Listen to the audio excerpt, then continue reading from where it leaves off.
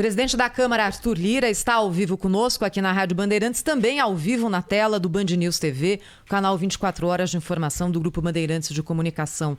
Presidente, para a gente não sair ainda do assunto energia, queria perguntar para o senhor sobre gás de cozinha.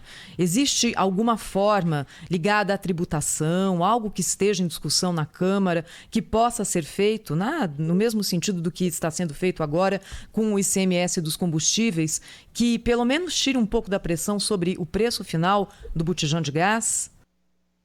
Olha, o gás natural é o que tem nos focado desde antes da ida do presidente da Petrobras à Câmara dos Deputados. Como eu disse e repito, nós temos algumas questões que são muito complicadas e complexas, mas precisam ser esclarecidas por parte da Petrobras. Por que ela não prioriza a reinjeção de água em vez de gás para a exploração do petróleo no pré-sal? Porque se produz mais petróleo reinjetando gás. Tem muitos técnicos que dizem que essa variação é de 2%. E você poderia estar explorando esse gás natural. Você analisa aqui no Brasil, o problema do gás resume-se a uma coisa muito simples: monopólio. A Petrobras detém um monopólio. Você não se justifica, é importante que se venha a esclarecer por que o gás é extraído a $2 e alguma coisa, e caminha dentro dos gasodutos a mais de $10 para ser distribuído. Então isso encarece sobremaneira, a Petrobras tem que se esforçar para dar explicações. Foi vendido um gasoduto numa concessão que, do ponto de vista do Congresso Nacional, essas perguntas estão sendo feitas para 2 grupos internacionais, quando as concessões, todos nós sabemos que elas têm um prazo determinado, você constrói o gasoduto, você se ressarce do valor que investiu, e depois dos 20 anos, essa concessão volta para a União para que ela faça nova licitação e a partir daí a tarifa seja minimizada. Houve uma venda da Petrobras por mais de 90 bilhões de reais, ela não distribuiu com a União seus dividendos e as empresas que hoje exploram como se tivessem construído o gasoduto, usando inclusive a tarifa no mesmo valor. Então tem problemas sérios na questão do gás que a Câmara está atenta, deputados estão debruçados sobre isso.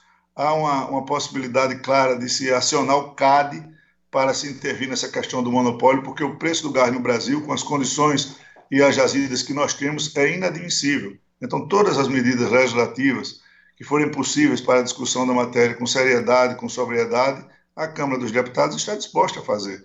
Porque essa questão está realmente colocando o brasileiro numa situação de muita dificuldade.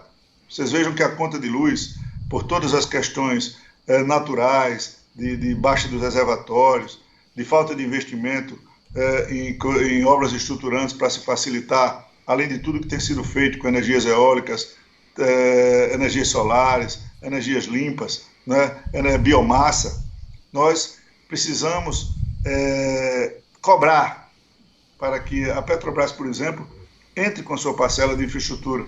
E nessa questão do gás natural, a Câmara vai tomar os seus procedimentos, está tomando as suas medidas, está com um grupo de trabalho funcionando silenciosamente, mas dedicado em levantar quais são os problemas que afligem tanto. Então, além de tudo, o preço da tarifa da energia no valor que está, ainda temos o delta da bandeira vermelha e preta e todos os governadores estão cobrando ICMS em cima desse delta do aumento dessa crise energética na bandeira vermelha, por exemplo. Era uma contribuição que os estados podiam dar se mantivessem a cobrança do seu ICMS no limite anterior da bandeira vermelha. Esse delta já é um sacrifício para a população que está pagando, além de tudo, mais ICMS em cima do delta da bandeira vermelha. Deputado, com a aprovação de ontem, uma votação espetacular, né? 392 votos a 71 nessa proposta que altera a cobrança estabelece um valor fixo na cobrança de ICMS sobre os combustíveis. Mas o problema é que essa proposta vai agora para o Senado Federal e o presidente do Senado Federal não tem ajudado muito, digamos assim, a Câmara, ou pelo menos o Congresso Nacional, a concluir votações importantes, de reformas importantes. O senhor confia que o senador Rodrigo Pacheco ajude nisso e que coloque em pauta ou que agilize a tramitação desse caso específico, né, desse projeto específico, dessa proposta no âmbito do Senado? Veja, Cláudio, se quem acompanhou a votação ontem da Câmara notou alguma coisa muito peculiar e particular. Mesmo aqueles deputados que defendem os governadores numa pauta de um discurso de que isso vai amealhar as finanças estaduais, eles votaram a favor do texto. A oposição fez críticas à política de preços da Petrobras, mas votou a favor do texto.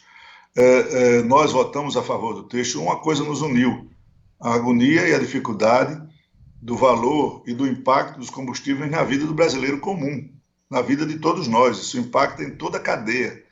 Então, eu acredito na sensibilidade. Eu tive acesso ontem a uma entrevista, uma fala do presidente Rodrigo após a votação da Câmara, quando ele disse que o tema era sensível e que não se pode trabalhar num sistema de imprevisibilidade, de aumentos tão sucessivos que impactam tanto a inflação de uma maneira ampla no Brasil.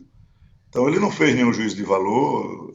O nosso sistema é muito inteligente, bicameral, é democrático ao extremo. Eu acredito que o Senado vai ter também a sensibilidade de se debruçar sobre o tema.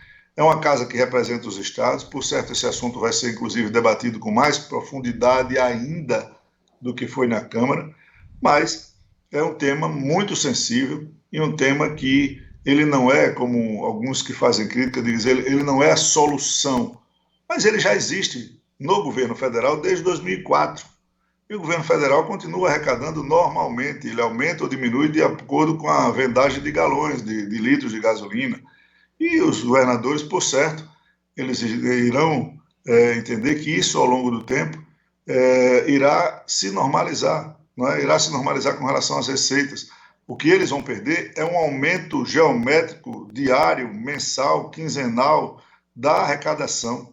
Então, nesse momento de dificuldade, eu não sou contra que os estados arrecadem, mas eu sou muito a favor que o consumidor pague menos, que ele seja menos sacrificado nesse momento da discussão do problema energético e da crise dos combustíveis no Brasil.